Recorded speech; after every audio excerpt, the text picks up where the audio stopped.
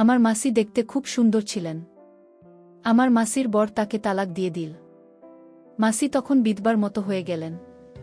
মাসি তখন কলকাতায় আমার বাসাতেই থাকত। আমি মাছির রূপ দেখে কিছুতেই সহ্য করতে পারতাম না, আর তাই একদিন রাতে মাসিকে জোর করে। বাকিটা গল্পতে বলা যাক। আমার বয়স তখন 14 বাপনের হবে। এমনি কলকাতাতে এখনকার মতো ভালো যাতায়াত ছিল না। সকাল আর দুপুরের মিলিয়ে মোট 2টি বাস ছিল। সারাদিনে খুব দুষ্টু ছিলাম বলেই দাদা বোর্ডিংয়ে ভর্তি করে দেন। দাদা তখন বিএস এর লেফটেন্যান্ট, বড়দিনের ছুটিতে পালা করে আমাদের ছোটমাসির বাড়িতে ছুটি কাটাতে যেতে হতো। মা সরকারি চাকরি করতেন, তাই সময় সুযোগমতো না দেখে দিদি কাদির সাথে আমাদের পাঠিয়ে দিতেন। পাহাড়ে ঘেরা জায়গাটা আমাদের খুব ভালো লাগত। রীতা মেসোর ছোট বোন, আমাদের থেকে বিশেষ ছিল না। বছর 5 হবে, দেখতে যেমন মিষ্টি, গান তেমন গাইতে পারত। আনন্দে কেটে যেত আমাদের কৈশোর। মাছের নাম খুব আধুনিক ছিল। মার থেকে ছোট মাসি 10 বছরের ছোট ছিলেন। রীতিকা নাম হলেও সবাই মাসিকে হৃদয় করেই ডাক। অনেক স্নেহ করতেন আমাদের, আর চূড়ান্ত রান্না ছিল হাতে। তাই আসলে ওনার হাতের মোট বা কই মাছের কালিয়া আনারসের চাটনি খেয়ে মন ভরে যেত। যা বানাতে মুখে স্বাদ লেগে থাকত। মেসো ব্যবসায়ী ছিলেন। এরপর আমরা ব্যারাকপুরে চলে আসি, বাবার বদলি হয়। ছোটবেলার সোনালি দিনগুলো চোখে ভাসে, হৃদয় করেই ডাকতাম। বিহার থেকে ফিরে এসে হৃদয়ের সাথে বাবদ মাসির সাথে যোগাযোগ হারিয়ে গেছিল। চিঠি ছাড়া কোনো যোগাযোগ থাকত না প্রায়। আর আমাদের বাড়িতে ফোন অনেক পরে এসেছিল।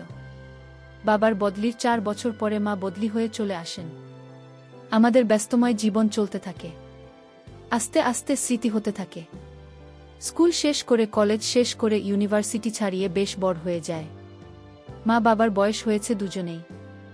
রিটায়ার করে দাদার আশ্রয় নিয়েছেন দাদার 2 ছেলে মেয়ে। দাদা তার পরিবার, মা বাবাকে নিয়ে খুব খুশি। আমি ছোট বলে আমার উপর দায়িত্ব কম ছিল। বয়স 27, বিয়ে করলেই করা যায়, কিন্তু বিয়ের দিকে তেমনটা ছিল না। দাদা আমরা চলে যাওয়ার পর থেকেই আমি একটু বেশি বেপরোয়া হয়ে উঠলাম। ভালো ব্যাংকে উঁচু পোস্টে চাকরি করার সুবাদে পয়সার অভাব হতো না। বছরে 1-2 বার করে মা বাবা এসে থাকলেও দাদার বাচ্চাদের প্রতি তাদের টান থাকার কারণে আম্বালা ফিরে যেতেন। মা চাইতেন আমরা সবাই একসাথে থাকি, কিন্তু তা সম্ভব হতো না। মোবাইল বা ফোনের দৌলতে এখন কোনো দূরত্ব দূর ছিল না।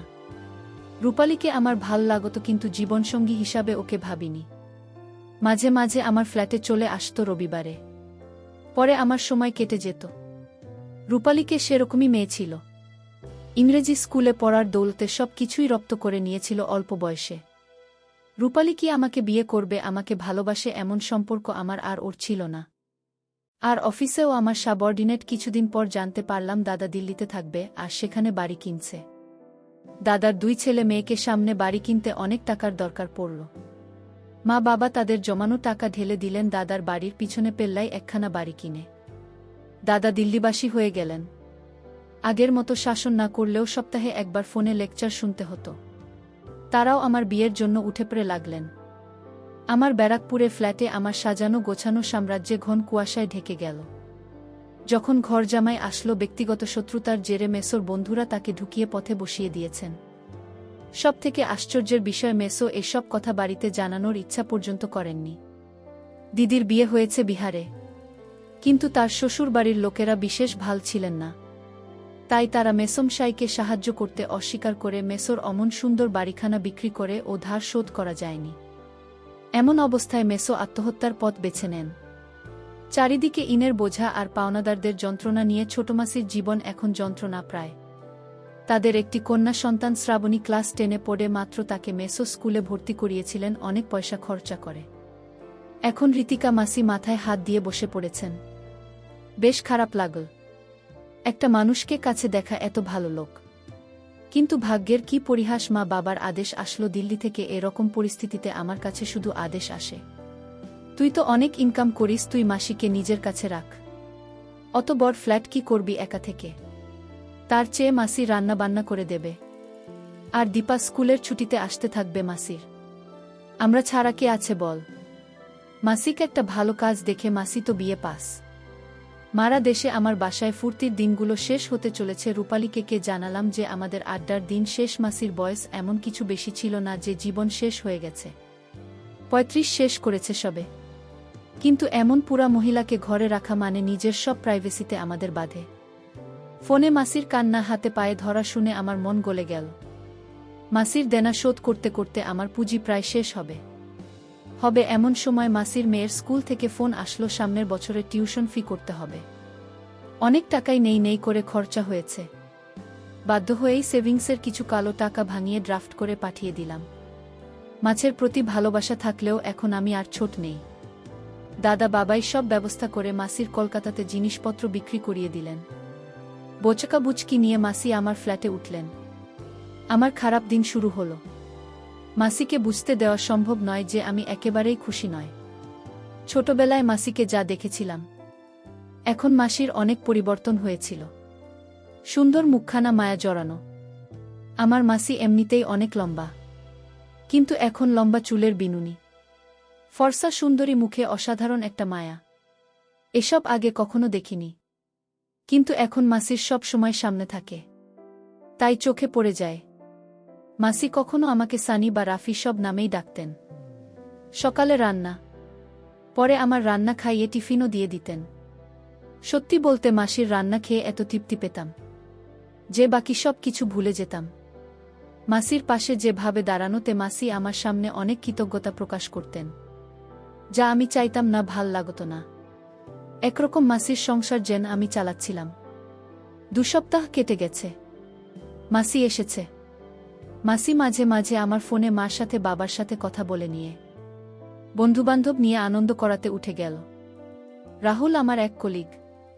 সুযোগ পেলে তাই আমার দুর্বলতাকে কাজে লাগিয়ে রূপালীকে নিয়ে অনেক কিছু করা শুরু করল। কাজ অফিস করতে করতে কেটে গেল 1 মাস। মনে মনে ভাবলাম 10টার পর মাসি তো নিজের ঘরে নিজের মতো থাকে, টিভি দেখে বা বই পড়ে। যদি বন্ধুর বাহানায় নিয়ে আসি কাউকে, ক্ষতি কি? আর মাছির ঘর পূবের বারান্দায়, আমি উত্তরে 2টা ঘর ছেড়ে থাকি। 2টা রান্নাঘর, 2টা বাথরুম। মাছির ঘর মাসির বাথরুমের সাথে। এভাবে আর কতদিন চলবে? মাসি থাকাতে আমার বাজে নেই, কারণ মাসির সামনে যদি মেয়েদের নিয়ে আড্ডা দেই তাহলে মাসিমাকে বলে দেবে হয় মাসি আমার অসুবিধা বুঝতে পারত না। মাসি বুঝলেও নিরুপায় ছিল। অনেক ভেবে দেখলাম মাসি কাজে গেলে আমার অন্তত একটু সুবিধে নিশ্চয়ই হবে, কিন্তু কোথায় কাজে পাঠাব? মহাচিন্তা। শেষমেশ আমার ব্যাংকের জিএমকে বলে মাসিকে আমার ব্যাংকে মাসিকে স্টাফ হিসাবে ঢুকিয়ে দিলাম। শর্ত একটাই, অফিসে কাউকে বলা চলবে না যে আমি তার ভাগ্নে, কারণ আমি ব্যাংক ম্যানেজার। যদি সবাই জানতে পারে ঋতিকা আমার মাসি, তাহলে আমার অনেক অসুবিধা হবে। তাছাড়া মাসি একটা নর্মাল স্টাফ, আমি বস। যাই হোক, মাসি কাজে যোগ দেওয়াতে সত্যি স্বস্তির নিঃশ্বাস পড়ল। আমি অনেকটা ব্যক্তিগত জীবন ফিরে পেলাম। আস্তে আস্তে আরও 1 মাস কেটে গেল। সিগারেট ঘরে খেতাম। যেহেতু আমার টাকায় মাছের বাচ্চার পড়াশোনা চলত, সেই জন্য মাসির হাবভাব পাল্টে যেতে লাগল। এত বিনি ভাল লাগত না। এজেন্ট প্রভু ভৃত্যের মতো ব্যাপার স্যাপার, কেউ কাউকে কিছু না বললেও মাসি আর আমার সংযোগ এতটাই কমে গেল যে শুধু আমার প্রযোজনার চাহিদার কথাটুকু হতো। এর জন্য আমার ব্যস্ততা কতটা দায়ী তা আমি জানতাম না। ছুটির দিন ঘরে থাকতে ইচ্ছা করত না। গাড়ি ছিল একদিন, তাই মাছিকে গাড়ির স্বাদ উপভোগ করার খাতিরে বললাম, এখানে গাড়ি চালানো শিখে নাও, আমার বাজারের জন্য অপেক্ষা করতে হবে না। মাসি মাথা নিচু করে বলল, কাল খোঁজ নেব। আমি বিরক্ত হয়ে বললাম, আরে খোঁজ নিতে হবে কেন? বিশুদা রয়েছে তো, সব শিখিয়ে পড়িয়ে দেবে। মাসি চুপ করে নিজের ঘরে চলে গেল। বিশুদা আমার ড্রাইভার। সেদিন সোমবার রাতে ঘরে বিরক্ত হয়ে পার্টি ডাকলাম। আমার বিশেষ বন্ধু অরুণ, তার সহপাঠীদের সাথে ঋতিকার নীল। ঋতিকা তেমন একটা ভাল মেয়ে না। ওকে পছন্দ না হলে অরুণ আমার ভালো বন্ধু, মানা করতে পারলাম না। নীল 1 মাস আমাদের ব্রাঞ্চে এসেছে, দারুণ সুন্দরী, কিন্তু কারো সাথে বেশি কথা বলতে চায় না। সহজে আমার বসার ঘরে সবাই বসে হাসি ঠাট্টা করছে। নীল আমার ডাকতে এসেছে, না হলেও সহজে কোনো পার্টিতে যায় না। আমরা কি করতে যাচ্ছি তা মাসি লুকিয়ে থেকে দেখতে লাগল। মাছি বাড়িতে শাড়ি পরে থাকেন, আর শাড়ি পরলে মাসিকে আরও সুন্দর দেখায়। মাসিকে দেখে অরুণ চমকে উঠল। ওদের ভুল ভাঙিয়ে দিয়ে সংক্ষেপে সব বলতে হলো। মাসিকে অরুণ বলল, মাসি আজ আমাদের সাথে থাকুন। মাসি মৃদু হেসে ঘর থেকে বেরিয়ে গেলেন। আমি বললাম, বাহ, তাহলে তো ভালোই হয়। তোমার বিরক্ত লাগলে তুমি তোমার ঘরে চলে যেতে পারো। মাসি বলল, না, আমার অসুবিধা নেই। তোমাদের যা ইচ্ছে কর, রাতে কি রান্না করব কিছু। আমার মনে মনে আনন্দ হলো। এই তোমার কি রাতে কেউ কিছু খাবে? আমার মাসি কিন্তু চরম রান্না করতে পারে রীতিকা। আরও পড়ুন, বাড়ি চলে যাবে অরুণ অনেক জোর খাটানোর পর। এতে সম্মতি জানাল না। নীলু বলল, যা খুশি চলবে মাসি, আমার আর নীলের জন্য রান্না করা চিকেন, আচারি আর পরোটা আর রায়তা, চা কফি তাড়াতাড়ি দিয়ে যাও। মাসির সম্মতি জানানোর মতো ঘাড় নেড়ে রান্নাঘরে চলে গেল। আমরা গান ছেড়ে নাচতে শুরু করলাম। আমার খাওয়া হয়নি বললে ভুল হবে, অরুণ আর রীতিকা যাবার জন্য বায়না শুরু করে দিল। কফির প্রশংসাকে কি করেছিল সত্যি বলতে আমার মনে নেই। শেষমেশ অরুণ আর রীতিকা বেরিয়ে গেল। বুঝতে আমার অসুবিধা হলো না। এবার আমি আর নীল রইলাম। আমি গল্প করা শুরু করলাম। নিজস্ব সোজা, কিন্তু লোক বুঝে চলে। আমার হাই পোস্ট, তাই আমাকে সমীহ করলেও ওর মনে কি আছে বোঝা যায়। তাই সাধারণভাবে শুরু হল কথাবার্তা। নীল কথা বলতে বলতে জানাল যে সে বেঙ্গালুরু থেকে কলকাতায় এসেছে শুধু বদলি নিয়ে নয়, তার বাবাও এসেছে বদলি হয়ে। এছাড়া পড়াশোনা ব্যাঙ্গালোরে করেছে। আমি বিয়ের কথা জিজ্ঞাসা করতে খুব রেগে লাল নীল। কি পিয়া?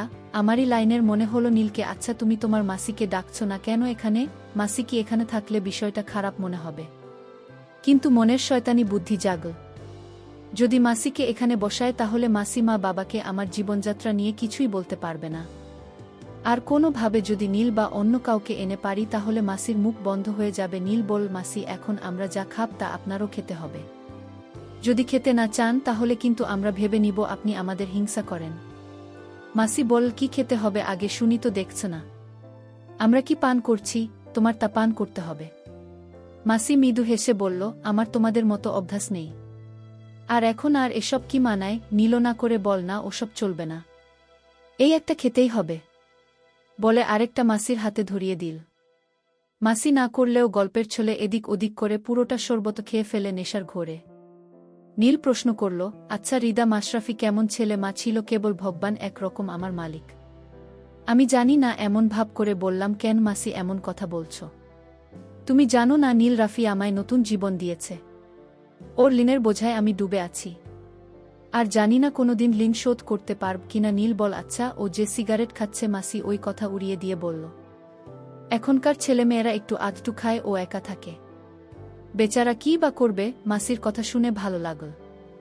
নীল আর মাসি বুঝতে দিতাম না। টিভির এর উপর আমি সিলেট রাখি তোয়ালে চাপা দিয়ে মাসির সংকোচ কাটাতে ঘর থেকে সিরাপ নিয়ে বেরিয়ে গেলাম। নীল এবার শালীনতার মাত্রা ছাড়িয়ে ফেল। তুমি আসতে ওর কত অসুবিধা, ওর মেয়ে বন্ধুরা এখানে আসতে পারে না। বাইরে থেকে দাঁড়িয়ে বারান্দায় আমি সব কথা শুনছি। সত্যি মাসি আমাকে মানে না। আমার পয়সার জন্য এমন কথা বলছেন, বুঝতে হবে। না না, অসুবিধা কোথায়? ওর মেয়ে বন্ধু আসলে আসবে। এখন ওর বিয়ে করার কথা আমার জন্য না, ওর কত কষ্ট। আমার জীবনে আর কি বা আছে? ও আমার মেয়ের দায়িত্ব নিয়েছে, এটাই বড় কথা। তার জন্য আমি তো এমনিতেই ওর কাছে ঋণী। ও না থাকলে হয়তো আমার পথে বসতে হতো। আমি সত্যিই সেইভাবে মাসি আমার সহানুভূতি নিচে চাপা পড়ে থাকতে দেখতে চাইনি। মাসি ঘরে আছে। আমি ঘরে ঢুকলাম। মাসির কথাবার্তা এলোমেলো হয়ে গেছে। ভয় আবোল তাবোল বকছে আর নীল ও মাসিকে মজার পাত্র বানাচ্ছে। মাসিকে দেখতে আজ অনেক সুন্দর দেখাচ্ছে। মাসিকে ছোটবেলায় দেখেছিলাম সুশ্রী মায়ের মুখ। আমি ভাবলাম মাসিকে আমার যে করে হোক আমার কথায় রাজি করাতে হবে। আমি মাঝিকে বললাম, ছোটবেলা থেকে তুমি আমার সব কথা রেখে আসছ। আমি তোমায় এখন একটা কথা বলতে চাই, আর সেই কথাটা আমার মাকে বলা যাবে না। আমি মাঝিকে বললাম, মাসি, আমি তোমার কাছে একটা জিনিস চাই। মাসি বলল, কি জিনিস? আমি বললাম, আমি চাই তুমি মেসোর সাথে রাতে যা করেছিলে আমি তোমায় তা করতে চাই। প্রিয় বন্ধুরা, গল্পটি ভালো লাগলে অবশ্যই কমেন্ট করে জানাবেন। আর নিয়মিত এমন আলাদা স্বাদের গল্প শুনতে ভিডিওটিতে লাইক এবং চ্যানেলটিকে সাবস্ক্রাইব করে সাথেই থাকুন। আর হ্যাঁ, নোটিফিকেশন বেলটি অল করে রাখবেন, যাতে পরবর্তী গল্প সবার প্রথমে আপনাদের কাছে পৌঁছে যায়। ধন্যবাদ বন্ধুরা, ধন্যবাদ